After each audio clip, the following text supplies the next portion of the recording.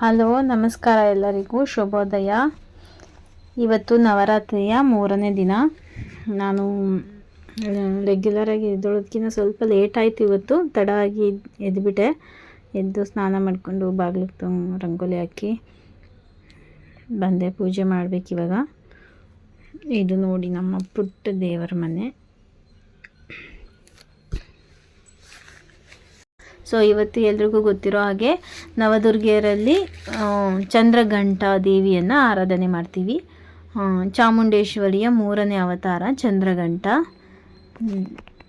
ಚಂದ್ರಘಂಟ ದೇವಿಯ ಪೌರಾಣಿಕ ಕಥೆ ಏನಪ್ಪ ಅಂತಂದರೆ, ಪಾರ್ವತಿ ದೇವಿ ಬ್ರಹ್ಮಚಾರಿಣಿ ರೂಪದಲ್ಲಿ ತಪಸ್ಸನ್ನು ಮಾಡಿ ಶಿವನನ್ನು ಒರೆಸಿದಾಗ ಶಿವ ತನ್ನ ಗಣಗಳ ಜೊತೆಯಲ್ಲಿ ಉಗ್ರ ರೂಪ ತಗೊಂಡು ಭಯಂಕರ ರೂಪನ ಧರಿಸಿ ಪಾರ್ವತಿ ಅರಮನೆಗೆ ಬರ್ತಾರೆ. ಆಗ ಪಾರ್ವತಿ ಮತ್ತು ಅರಮನೆಯಲ್ಲಿದ್ದ ಜನಗಳು ಮೂರ್ಛೆ ಹೋಗ್ತಾರೆ. ಆ ಭಯಂಕರ ರೂಪನ ನೋಡಿ ಮೂರ್ಛೆ ಹೋಗ್ತಾರೆ. ಆಗ ಪಾರ್ವತಿಯವರು ತನ್ನ ದಿವ್ಯ ಮತ್ತು ಶೌರ್ಯ ರೂಪವನ್ನು ತಾಳ್ತಾರೆ. ಆಕೆಯ ಮಸ್ತಕ ಅಂದರೆ ಹಣೆಯ ಮೇಲೆ ಅರ್ಧ ಚಂದ್ರ ರೂಪವಿರುತ್ತದೆ. ಮತ್ತೆ ಕಂಠದ ಬಳಿ ಗಂಟೆಯನ್ನು ಧರಿಸಿರ್ತಾರೆ. ಇದರಿಂದಾಗಿ ಇವರಿಗೆ ಚಂದ್ರಘಂಟ ಅಂತ ಹೆಸರು ಬರುತ್ತೆ.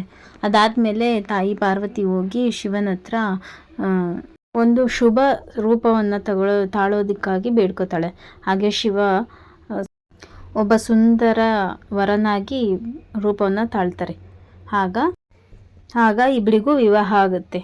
ಈಗ ಶಿವನ ಉಗ್ರ ರೂಪವನ್ನು ನೋಡಿ ಪಾರ್ವತಿ ಎದುರುಕೊಳ್ದೆ ಅಲ್ಲಿಂದ ಹೋಗ್ದೇನೆ ಅಲ್ಲೇ ಇದ್ದು ಇನ್ನು ಅವರ ಬೇರೊಂದು ರೂಪನ ಧರಿಸಿ ಶಿವನನ್ನು ಶಾಂತ ಮಾಡಿದ್ದು ನೋಡಿದ್ರೆ ಏನಂದರೆ, ನಮಗೇನೇ ಸಮಸ್ಯೆ ಬಂದ್ರೂ ಅಲ್ಲಿಂದ ಸಮಸ್ಯೆಗೆ ಎದುರುಕೊಂಡು ಓಡೋಗ್ದೇನೆ ಅಲ್ಲೇ ಇದ್ದು ಆ ಸಮಸ್ಯೆನ ಎದುರಿಸಿ ನಾವು ಗೆಲ್ಲೋದು ಒಂದು ಮಾರ್ಗದರ್ಶನವಾಗಿ ನಾವು ಇದು ತಗೋಬೇಕು ಅಲ್ವಾ. ಅದಕ್ಕೆ ಯಾವುದೇ ಪೌರಾಣಿಕ ಕಥೆಗಳು ಸುಮ್ಮನೆ ಏನೋ ಒಂದು ಬರ್ದಿರೋದಿಲ್ಲ.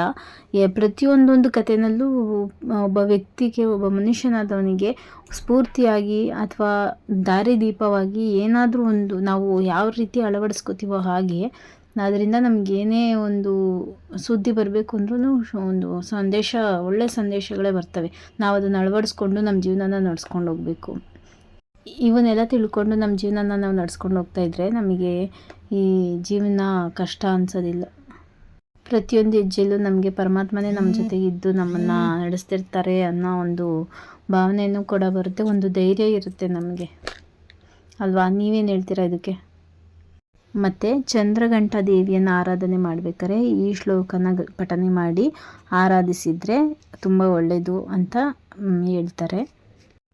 ಅದೇನಪ್ಪ ಅಂತಂದರೆ, ಪಿಂಡಜಪ್ರವರಾರೂಢ ಚಂದ್ರಕೋಪಾಸ್ತ್ರ ಕೈರ್ಯುತ ಪ್ರಸಾದಂ ತನುತೆ ಮಹ್ಯಂ ಚಂದ್ರಘಂಟೇತಿ ವಿಶ್ರುತ. ಈ ಮಂತ್ರವನ್ನು 108 ಬಾರಿ ಜಪ ಮಾಡಿದ್ರೆ ತುಂಬ ಒಳ್ಳೆಯದು. ಸಾಧ್ಯ ಆಗಲಿಲ್ಲ ಅಂದರೆ ನಿಮ್ಮ ಕೈಲಿ ಎಷ್ಟಾಗುತ್ತೋ ಅಷ್ಟನ್ನೇ ಮಾಡಿ ಪೂಜೆ ಮಾಡಿ, ಒಳ್ಳೆಯದಾಗುತ್ತೆ. ಎಲ್ರಿಗೂ ಆ ತಾಯಿ ಚಾಮುಂಡೇಶ್ವರಿ ಒಳ್ಳೇದು ಮಾಡಲಿ, ಆರೋಗ್ಯ ಐಶ್ವರ್ಯ ಕೊಟ್ಟು ಕಾಪಾಡಲಿ ಅಂತ ಕೇಳ್ಕೊತೀನಿ ನಾನು. ಮತ್ತು ಚಂದ್ರಘಂಟ ಅಮ್ಮನಿಗೆ ಹಾಲು ತುಂಬ ಪ್ರಿಯವಾದ ಒಂದು ಪದಾರ್ಥ. ಅದನ್ನು ನೈವೇದ್ಯ ಮಾಡಿದ್ರೆ ಇನ್ನೂ ಒಳ್ಳೆಯದು. ಹಾಲನ್ನು ನೈವೇದ್ಯ ಮಾಡಬಹುದು. ಸೊ ವೀಕ್ಷಕರೇ, ನಿಮ್ಮ ಮನೇಲಿ ನೀವು ಈ ನವರಾತ್ರಿಯನ್ನು, ನವದುರ್ಗಿಯರನ್ನು ಯಾವ ರೀತಿ ಪೂಜಿಸ್ತೀರಾ, ಯಾವ ರೀತಿ ಆಚರಣೆ ಮಾಡ್ತಾಯಿದ್ದೀರಾ ಅಂತ ಕಾಮೆಂಟ್ನಲ್ಲಿ ತಿಳಿಸಿ. ಇದಿಷ್ಟು ನಾನು ತಿಳ್ಕೊಂಡಿರೋಂಥ ಒಂದು ವಿಷಯಗಳು ಚಂದ್ರಘಂಟ ದೇವಿಯ ಆರಾಧನೆ ಬಗ್ಗೆ. ಇದರಲ್ಲಿ ಏನಾದರೂ ಲೋಪ ಇದ್ದರೆ ನೀವು ಸರಿ ಮಾಡ್ಕೊಳ್ಳಿ. ನನಗೆ ಅನ್ನಿಸ್ದಂಗೆ ನಾನು ತಿಳ್ಕೊಂಡಿರೋದ್ರಲ್ಲಿ ಏನೂ ತಪ್ಪಿಲ್ಲ ಅಂತ ನಾನು ಅಂದ್ಕೋತೀನಿ. ಇದು ನಿಮ್ಗೆ ಇಷ್ಟ ಆದರೆ ನೀವು ಅನುಸರಿಸಿ. ಏನಾದರೂ ತಪ್ಪಿದರೆ ನನಗೂ ಕಾಮೆಂಟ್ ಮಾಡಿ, ಈಗಲ್ಲ ಹಾಗೆ ಅಂತಂದ್ಬಿಟ್ಟು ನಾನು ತಿಳ್ಕೊತೀನಿ. ನನ್ನ ಪೂಜೆ ಮುಗೀತು. ನಾನಿವಾಗ ತಿಂಡಿ ಮಾಡೋಕ್ಕೆ ಹೋಗ್ತೀನಿ. ಕಾಫಿ ಮಾಡ್ಕೊಳ್ಬೇಕು. ಎಲ್ಲರೂ ಎದ್ದಿದ್ದಾರೆ. ಇವತ್ತು ಚಪಾತಿ ಮಾಡಬೇಕಂತೆ. ಮನೇಲಿ ನನ್ನ ಮಗಳು ಆರ್ಡರ್ ಮಾಡಿದ್ದಾಳೆ, ಚಪಾತಿ ಮಾಡಿಕೊಡು ಅಮ್ಮ ಅಂತಂದ್ಬಿಟ್ಟು.